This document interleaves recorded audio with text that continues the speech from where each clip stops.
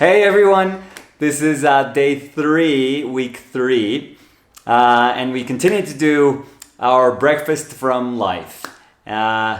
We did our banana peel, our kind of stinky, very organic, expressive banana peel on day 1. Day 2, we did the Danish, that was out of focus, thank you.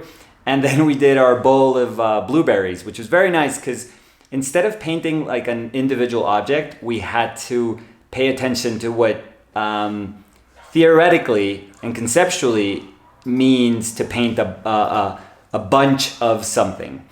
So you're actually having to think that you're not really painting each individual blueberry, but you're actually painting a group that has its own identity. So how do we convey that? How do we say a grouping? How do we speak about the grouping of individual things? That's the toughest part.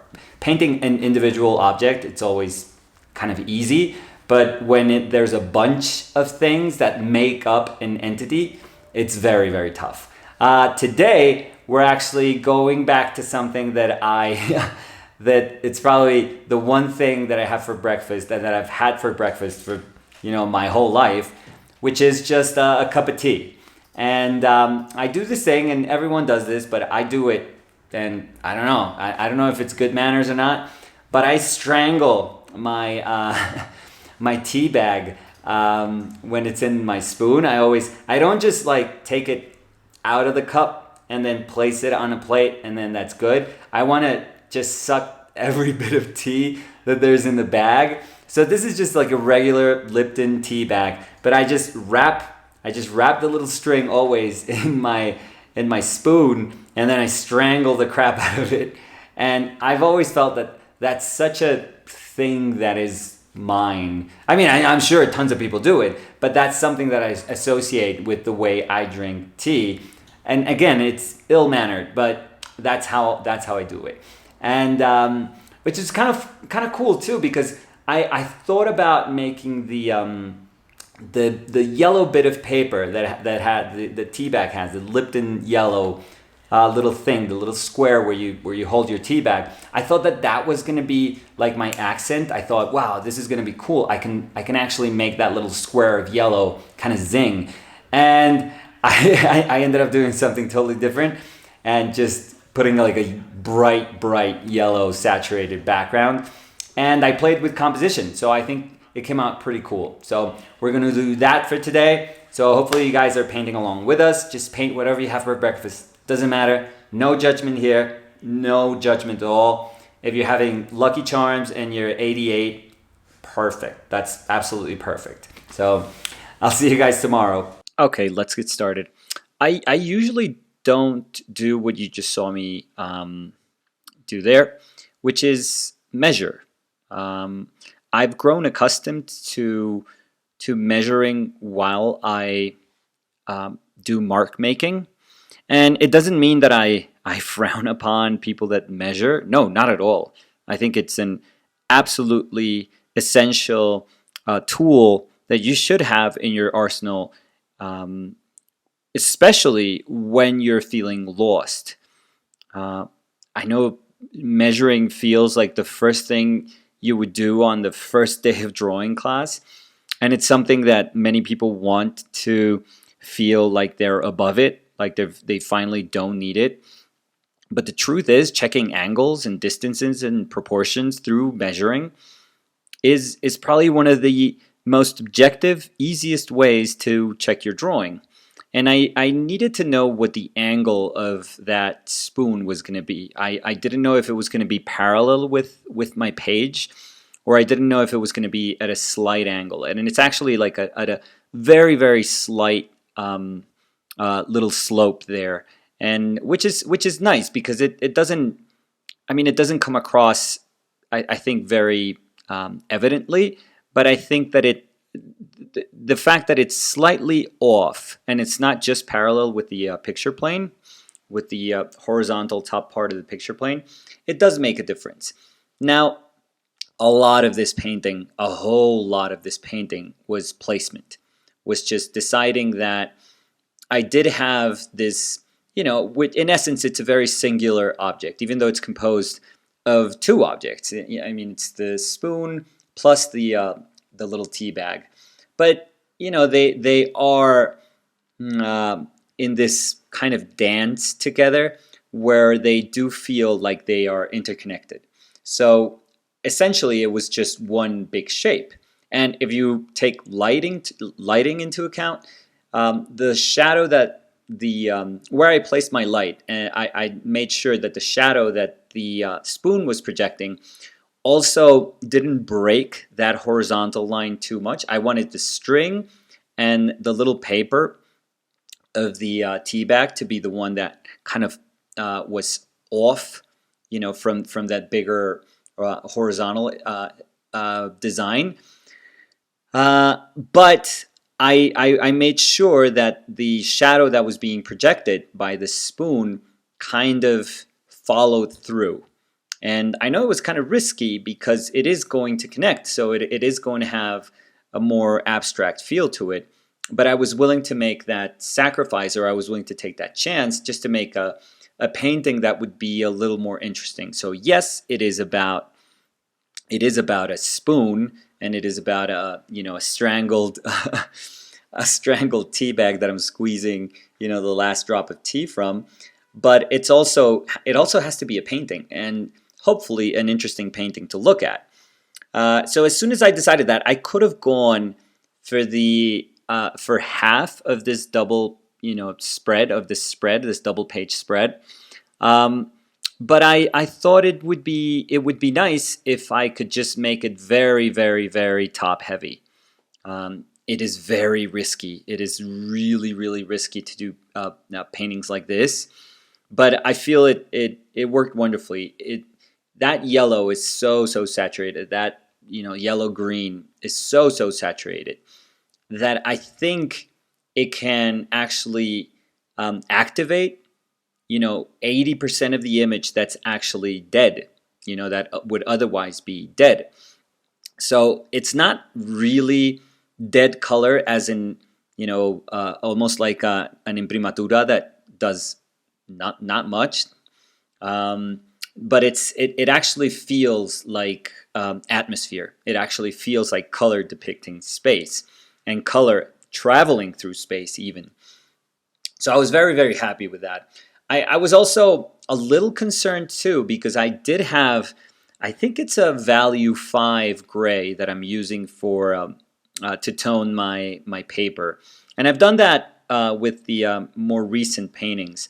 I'm just trying it out. I usually, if I'm doing grays, I usually don't do a flat gray. I would usually just have a wash, like a gray wash. For many, many years, I did an imprimatura of burnt sienna and ultramarine blue. And if I could shift it, and if I wanted it warmer, I could put a little more sienna, and if I wanted it cooler, I could put a little more ultramarine. And that was my go-to. I still feel that that's very, very simple, but very easy. So it was like a terp wash, and that was it. But I've tried a lot of hues, particularly, and now a lot of like flat tones. And I think I went to Dick Blick's in San Francisco, and I saw these Holbein acrylics that looked really, really nice, and they have all the, I don't know if all the value scale, but most of the value scale, and I was like, okay, I'm gonna try this, and that's what you see there. So I checked, and it was, I don't know if for the banana I had a value 7 or a value 5. I'm not entirely sure. Maybe it was a value 5, or it was lighter. I don't know. But this is like the darker one of the two. And I was a little concerned because it does make my yellow just feel heavier. And by heavy, I mean that a lot of that gray actually seeps through the more transparent area where I'm not using medium. I just kind of spread the yellow and I brush it on strongly so that it actually is using a lot of the oil that's already in the paint to just kind of stretch it out and thin it out in a way. And I was a little worried at first. I was like, oh, this is not going to feel like a punchy yellow. It's just going to feel like a heavier yellow. But as soon as I started modeling the tea bag, I realized, okay, this can work. This may work. And I guess I should have thought about that initially. I should have thought about how that gray was going to affect my yellow. But honestly, I didn't really think about that because I wasn't sure what I was going to paint on top of that gray. But as soon as I saw it, I was like, okay, this actually looks cool, because if it was just a flat yellow, if I had just kind of pushed that yellow with the same body that's surrounding the spoon to the bottom area, I feel that it would have just been like a more of a, I don't know, predictable painting. It was just feel like this background, and I wanted it to feel like, and I actually love this about painting, that there are stages to a painting present in the final painting. For me, that's absolutely beautiful.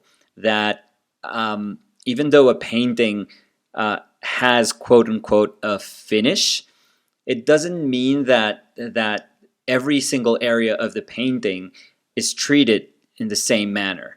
And for me particularly, the hierarchy in a painting in terms of what matters to you the most can be amplified by just how much you model your subject matter. So if you stay a lot on something that is asking for your attention, and by staying there a lot, I mean you are rendering form and you are accessing more specific details, and you are making contrast, be it value, in terms of value, lights against darks, or in terms of complementaries, red against the green, or in terms of saturation, maybe a saturated color right next to a gray. Whatever device you're using to go there and create an area of attention, I feel that while we're painting, not every single area of a painting has to be treated the same way. And while there are secondary areas to a painting, that doesn't mean that they don't have to be solved. They don't have to be resolved. So that's why in my mind, I always try to think of not finishing a painting, but solving a painting. And this is a clear example. I was battling, really, really battling with that little paper, with that folded little paper, which shouldn't have been a problem, but I just wanted it to be simple. I just wanted it to be just 3 notes of color, maybe a little highlight traveling through the middle, and that was it. And I just wasn't able to get it simply, and that's going to happen so many times, because the more complex object, which is the folded, the squeezed tea bag, I had no issue with just blocking in, and then suddenly this little paper, that's a very basic thing to do, because it pretty much is just changes in planes. And if you think about it, I've done like a cardboard box and a paper bag, which conceptually are exactly the same thing, and they're even harder to paint. And this was just like this tiny little fold, and I was struggling so much with it. It just goes to show you that you can do things 100 times right, and it doesn't mean that you've already mastered or learned how to do anything. You always have to just go back and look hard enough. Chances are you weren't looking hard enough. Or, what I've learned throughout the years is just that every single moment of a painting is just asking you for very, very specific things that usually don't repeat themselves in other paintings. I really feel that paintings are this universe on their own, and they have, rules. They set out rules for themselves. And the worst thing we can do is just to execute a painting and say, okay, I know how this works. And then while you're making another painting, you're just accessing your past experience and saying, okay, I'm going to bring what I learned from that one and I'm going to put it here. Eventually, if you do this, and let's say you're showing 20 paintings, maybe your first painting is going to wow people, and people are going to be like, "Wow, that's so adventurous and so cool, and it's so amazing that you did that." But then, if every other painting you're doing the exact same thing, that effort that you've put into discovering that first painting, that effort that you've put into discovering and deciphering this problem, Now you've almost, wringed it dry and squeezed the life out of it, like that poor, like that poor little tea bag. So what was once very special, you've turned into a formula. And I don't know if you feel it's good because you kind of know how a painting works and you have sold 20 of them, which means that maybe you can sell 40 of them in the future. If that's something that's interesting to you, then by all means, congratulations. Like, you found the formula that works. Get the best out of it and then move on. But honestly, there's nothing sadder than sitting down to paint, be it for an hour or 4 hours or for 2 weeks or for 2 months, and just knowing exactly what to expect out of your painting. When a painting has no sense of discovery to it, then I can't imagine a more just a more depressing job than sitting down and doing a painting. I think every single painting has to be a new beginning and, is teaching you, is making you feel like you're painting for the very, very first time. So I would just ask everyone to be mindful of those things, just to be careful, because again, it's a very easy trap, and it's a way, it's a manner in which we're affecting our paintings ourselves. We are choosing to affect our paintings, to have a negative effect on our paintings. So just be careful with that. It was funny, this painting got me thinking, this painting and a comment that I had on Instagram on that banana painting. It was somebody it was very nice. I mean, I have no issue with any of these comments. I'm usually like as open a book as I can be. I know that my knowledge is limited, as everyone else's, but I'm super happy to share everything I know with people that are willing to listen. But somebody said, well, you didn't tell us what your palette was when you were painting the banana, and you didn't give us any tips about yellow. And yellow, which is, for this particular person, they deemed it a very hard color to paint with. And I realized, well, I know I'm consciously not avoiding talking about what I'm doing technically, but I'm just hoping that because this is a new channel and because this is a very specific exercise that we're doing by doing themed weeks and by painting daily, and then by doing a week from, exclusively painting from life, I'd much rather just speak about the origin of those paintings, what is driving me to paint those paintings, even if it's the simplest of stories. But I'd much rather you guys listen to what I consider to be the important part of painting, and not the technical part of painting. I think there's books that are wonderful that can teach you about value and hues and mixing and color theory. Particularly the one that I always tell people to get is James Gurney's Color and Light book. I think that's perfect book, absolutely perfect book. I don't think you need any other book.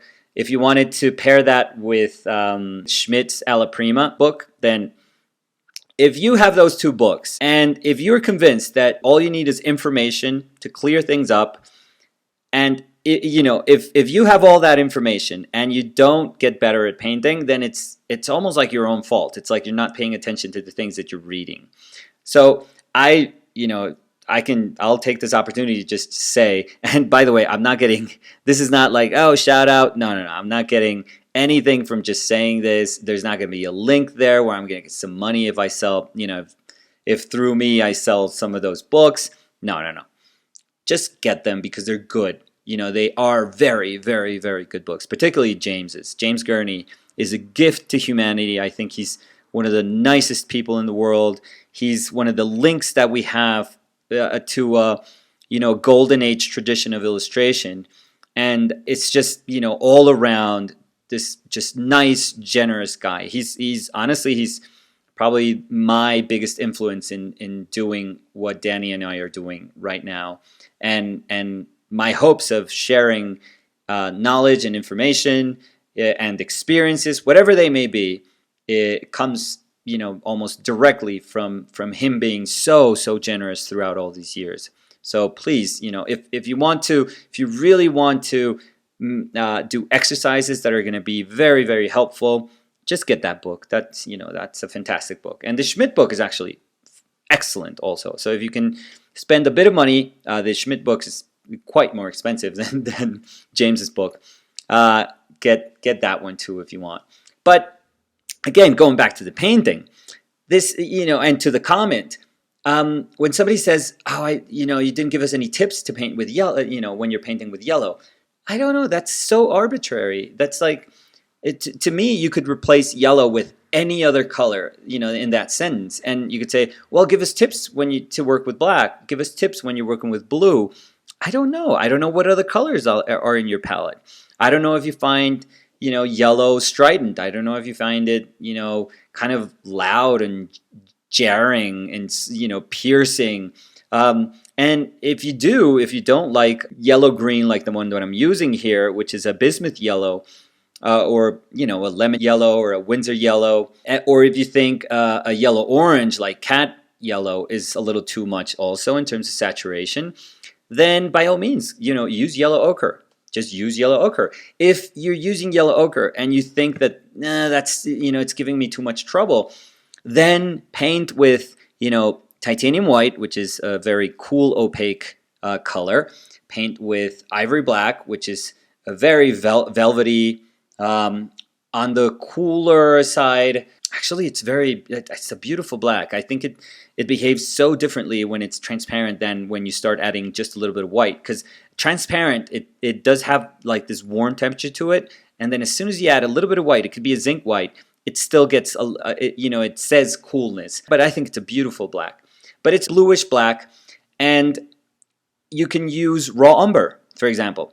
Not raw sienna, which is also like a yellow or earth tone. You could use raw umber. And just because you're using, titanium white, ivory black, and you introduce this earth tone, which is a very, very almost neutral earth tone, it's going to look so much yellower or warmer in comparison to the blues that you're going to be perceiving once you've added that raw umber, that you can make raw umber look like yellow when you put it, right next to all those other cooler colors, or at least yellower.